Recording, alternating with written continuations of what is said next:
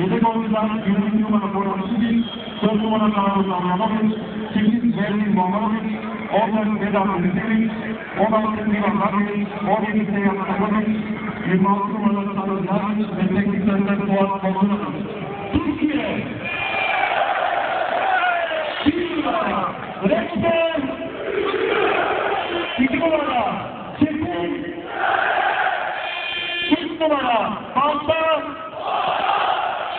5 numara Berezoğlu, 7 numara Aurelio, 8 numara Kahveci, 11 numara Şentürk, 14 numara Kur'an, 18 numara Gönül, 21 numara Aşık ve 22 numara Altıntop.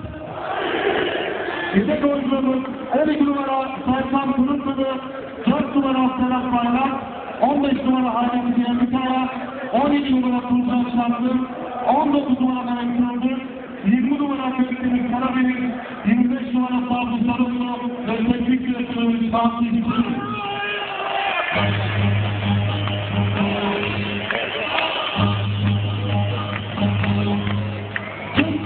Bayraklar hepimiz ayakta olalım lütfen. Ayağa kalkın, bayraklarınızı sallayın. Son 90 başlayacağız. Hadi hep beraber.